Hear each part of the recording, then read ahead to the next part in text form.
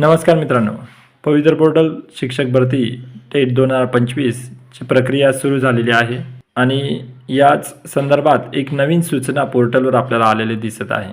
सूचना आहे दिनांक 26/12/2025ची. काय आहे सूचना? चला तर मग बघूया. उमेदवारांसाठी सूचना. उमेदवारांना यापूर्वी नॉन क्रिमिलियर NCL प्रमाणपत्र 2025-26साठी ग्राह्य असलेले सादर करण्याबाबत सूचना क्रमांक B11 मध्ये नमूद करण्यात आलेले आहे. त्याबाबत स्पष्ट करण्यात येते की 2025-26साठी ग्राह्य असलेले सध्याचे NCL प्रमाणपत्र नोंद करता येईल. तसेच EWS प्रवर्गातील उमेदवाराचे प्रमाणपत्र उत्पादनावर आधारित असल्याने 2025-26साठी ग्राह्य असणारे प्रमाणपत्र पोर्टलवर नोंद करणे आवश्यक आहे. खुल्या प्रवर्गातून केंद्रीय शिक्षक पात्रता परीक्षा CTET दिलेल्या उमेदवारांपैकी त्यांना 55 ते 60 या दरम्यान गुण असतील अशा उमेदवारांना त्यांच्या CTET प्रमाणपत्रावर नॉट क्वालिफाईड अशी नोंद आहे. त्यातील ज्या उमेदवारांकडे सदर परीक्षेसाठी अर्ज करण्याच्या वेळी कोणत्याही आरक्षणाचे प्रमाणपत्र उपलब्ध असेल तर त्यांनाच त्यांच्याकडे असलेल्या आरक्षणानुसार लागू सूट सवलत मिळेल. सदर परीक्षेसाठी अर्ज करण्याच्या वेळी आरक्षणाचे प्रमाणपत्र नसेल तर त्यांना सूट सवलतीचा लाभ घेता येणार नाही. सबब ज्यांच्याकडे अशी प्रमाणपत्र त्यावेळी नसतील तर त्यांनी सदर परीक्षेतील पेपर क्रमांक 1 व 2 गुणांची 55 ते 60 या दरम्यान गुण नोंद करू नये. अशी नोंद केल्यास संबंधित उमेदवार त्यास जबाबदार राहतील. पुढचा एक मुद्दा दिलेला आहे. शिक्षक अभियोग्यता व बुद्धिमत्ता चाचणी 2025 परीक्षेच्या वेळी अर्ज करताना उमेदवारांना त्यांचे 2 मोबाईल क्रमांक नोंद करण्याच्या सूचना दिलेल्या होत्या. परंतु काही उमेदवारांनी परीक्षा एकच मोबाईल क्रमांक नोंद केला आहे व सदर मोबाईल क्रमांक कार्यान्वित नसेल तर त्यांना पोर्टलवर स्वप्रमाणपत्र पूर्ण करता येत नसल्याचे विनंती अर्ज प्राप्त होत आहे. या उमेदवारांना स्वप्रमाणपत्र पूर्ण करण्यासाठीच OTP अनिवार्य असल्याने त्यांचा सध्याचा मोबाईल पोर्टलवर असणे आवश्यक आहे.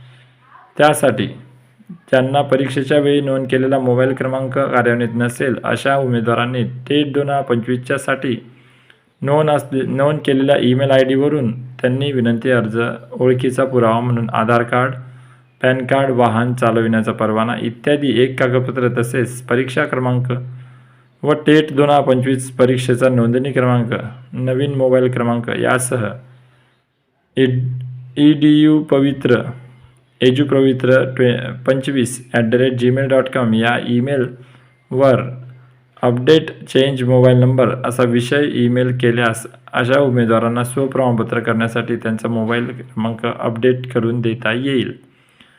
पवित्र पोर्टल अथवा अन्य पदभरतीमधून यापूर्वी प्रकल्पग्रस्त, भूकंपग्रस्त, माजी सैनिक इत्यादी एक वेळ लाभ देय असणाऱ्या प्रमाणपत्राचा लाभ घेऊन सेवेत रुजू झालेल्या उमेदवारांना पुन्हा त्या प्रमाणपत्राचा लाभ देय नाही.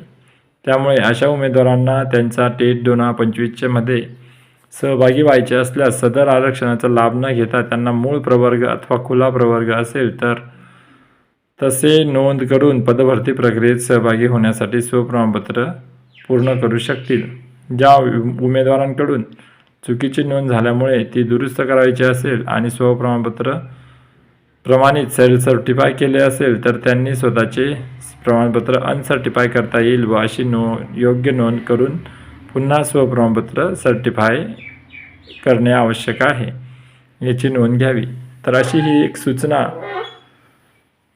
एक सूचना पवित्र पोर्टल शिक्षक भरती 2025च्या टेट 2025च्या परीक्षेसाठी जे स्वप्रमाणपत्र भरण्याची सूचना आलेली आहे त्यात काय बदल करायचे आहेत आणि कशा पद्धतीने कार्यवाही करायची आहे या बाबतीत आपल्याला या सूचनेमध्ये माहिती मिळते. तर सध्या शिक्षक भरतीची ही स्वप्रमाणपत्र भरून घेण्याची आणि सेल्फ सर्टिफाय करण्याची प्रक्रिया सुरू आहे. 29 तारखेपर्यंत त्याची मुदत आहे.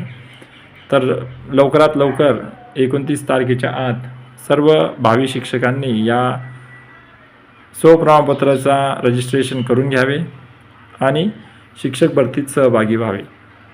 हा जो व्हिडिओ आहे याच्यात या सर्व सूचना आपण समजवलेल्या आहेत. व्हिडिओ चांगला वाटला असेल, माहितीपूर्ण वाटला असेल तर व्हिडिओला लाईक करा आणि शेअर करा जेणेकरून शिक्षक भरतीची ही माहिती आपल्या भावी उमेदवारांपर्यंत पोहोचेल आणि अशाच माहितीपूर्ण आणि शिक्षक भरतीविषयी अपडेटसाठी चॅनलला सबस्क्राईब करा. भेटूया पुढच्या व्हिडिओत. धन्यवाद.